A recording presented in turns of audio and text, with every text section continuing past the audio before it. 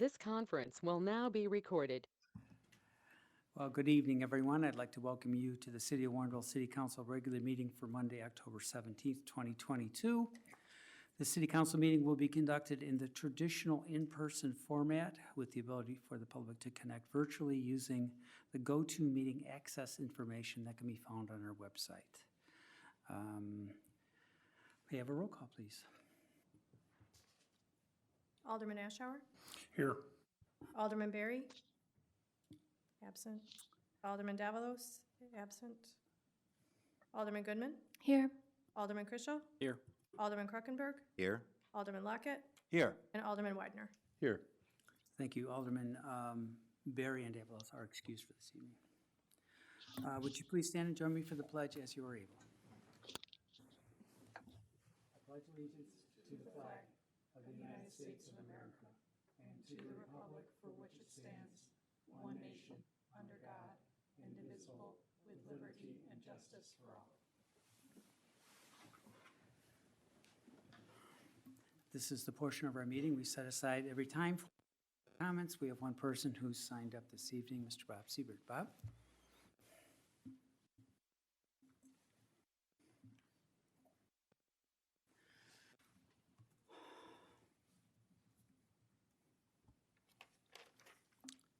Bob Siebert, Albright Court. What caused the sewer and water charges on my property to be $43,280 in 1990? We know that it was not the consultants who simply addressed the elevations of the pipe, the linear footage, and the structures necessary for the installation. That leaves only the city of Warrenville as the cause of the $43,280. At this time, the city of Warrenville was trying to attract the off-track bedding facility for this 30-acre parcel, Route 59 and the Prairie Path. There was a debate on cable TV over this issue. Mayor Lund and the Vice President, General Manager of Arlington Heights Racetrack were on one side. The other side, Peter Beck, a resident and financial planner, and Bob Siebert. Our premise was that the city of Warrenville had shifted part of the developer's costs to the residents. The 6 properties on my street would be charged $250,000. The 30 acres with the multi-million-dollar development would be charged $6,000. Our analysis was simple, deductive reasoning. If the $43,280 price was exactly true, if this was what the cost was, then in 2022, the price would have to be much higher due to 32 years of inflation and 8 to 10% inflation during the 1990s.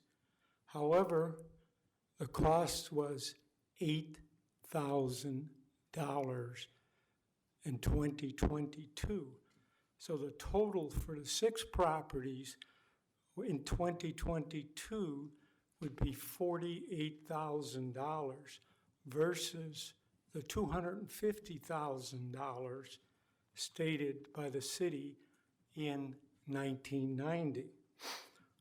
One major principle in economics is if you shift the cost of development to a different group, then you must reimburse that group. Unfortunately, the city of Warrenville has been shifting the cost of development to the residents for the last 16 years.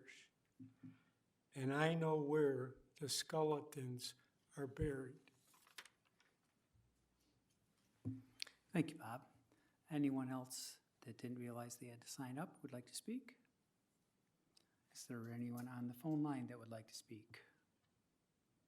I don't see anyone. We have no emails this evening. Okay, very good. We will move on to official and staff comments. I have one thing tonight. This is finally the real estate contract that will allow us to put our water tower where we originally wanted to put it. How many years have we been working on this, Ron?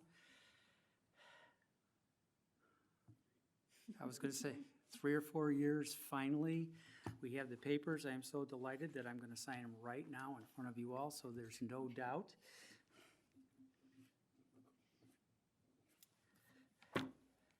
Sometimes signing your name is pure joy.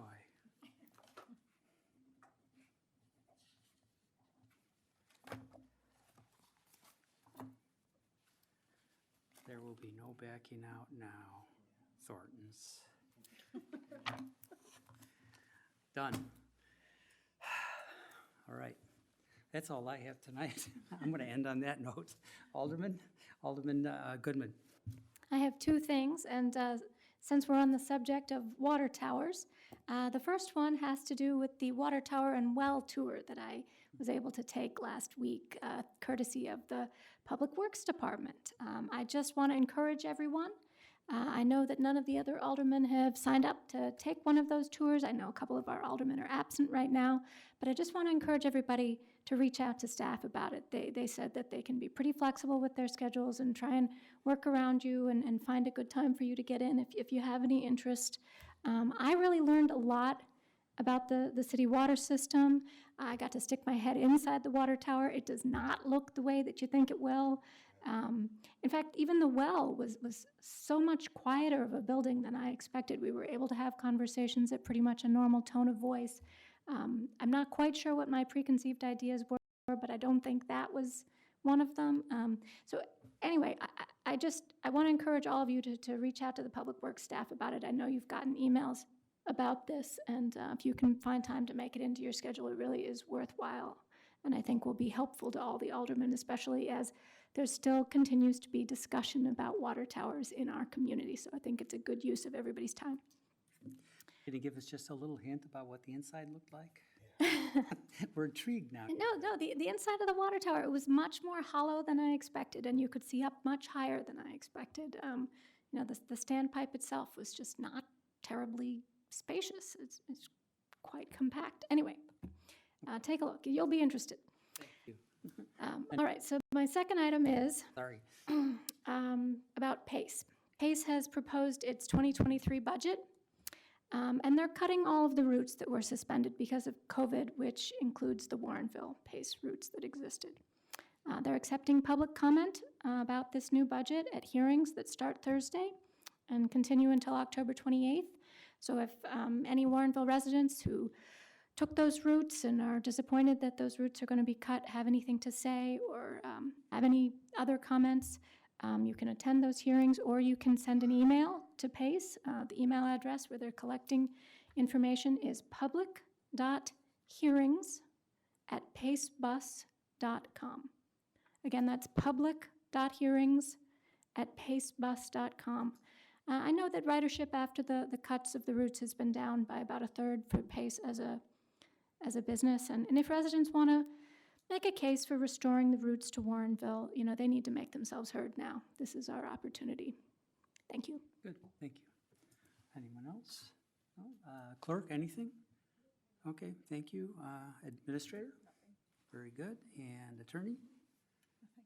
Thank you very much for bringing the contracts tonight. No problem. And thank you especially for facilitating this thing that took 3 years. I think you were the final push that put it over the top, so thank you so much for that. We appreciate it. Thank you. Okay, on to the agenda for this evening. Alderman Widener. Yes, thank you, Mayor. I move to approve the agenda for the October 17th, 2022 City Council regular meeting. Second? Second by Alderman Lockett. Any changes to the agenda this evening? Seeing none, all in favor? Aye. Aye. Opposed?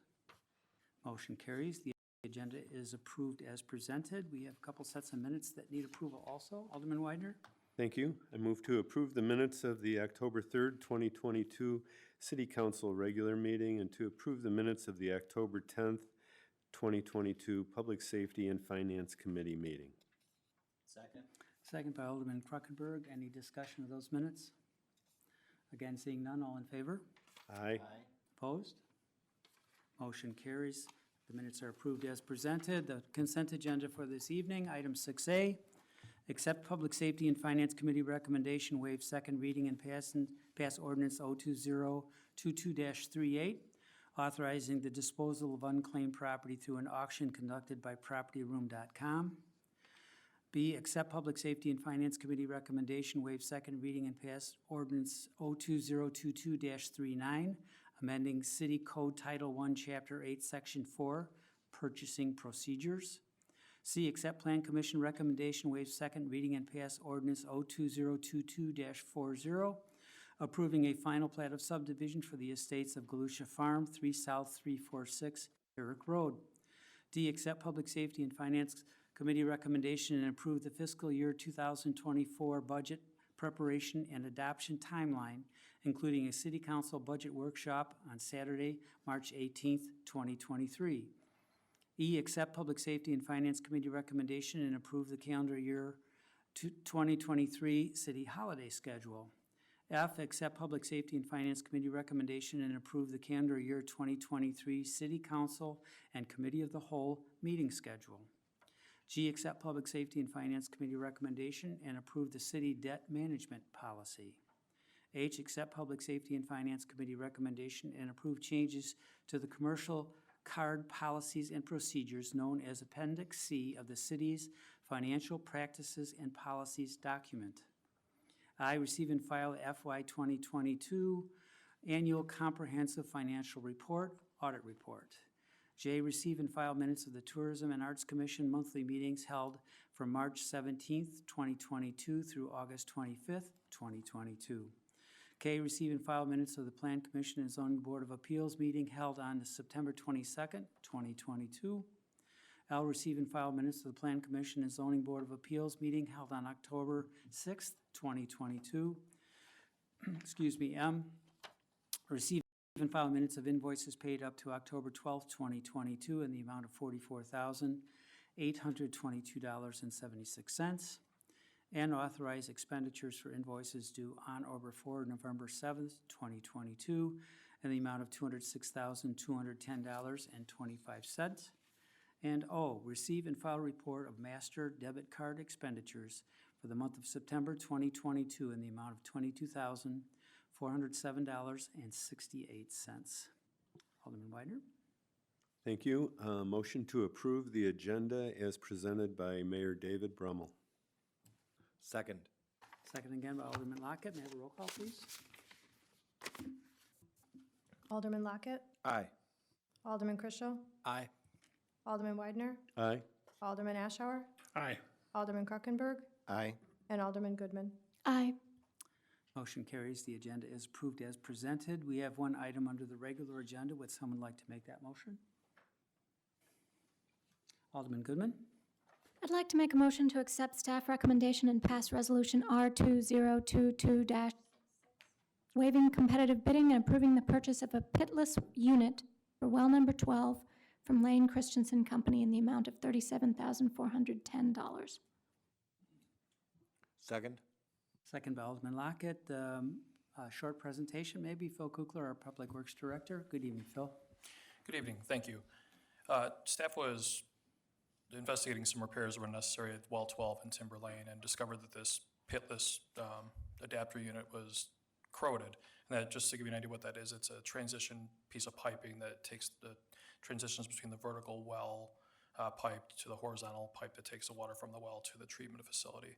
So it's in need of replacement. Staff obtained 2 quotes from the 2 contractors in this area who do this work, and the quotes were within $100 of each other. So both contractors are equally capable of doing the work. We took the lower price and or recommending that council waive competitive bidding and to approve the purchase with Lane Christensen Company. So with that, I'd be happy to entertain any questions. Great, no supply chain issues here? No, it'll take about 2 to 3 weeks to receive the unit once we approve the purchase. Great, very good. Questions for Phil? All right, we have a motion and a second. May I have a roll call, please? Alderman Weidner, Aye. Alderman Ashour, Aye. Alderman Lockett, Aye. Alderman Chrisell, Aye. Alderman Goodman, Aye. and Alderman Krokenberg. Aye. Motion carries. Well, I see nothing under unfinished business. I know you're gonna be disappointed there's no new business. And we don't need a closed session, correct, City Administrator? Whoa. This won't be a record, but it's darn close. Who would like to make the final motion? Alderman Goodman, I move to adjourn. Second. second by Alderman Krokenberg. All in favor? Aye. Opposed? Motion carries. We are adjourned. Thank you all for your attendance and attention. We'll see you next time.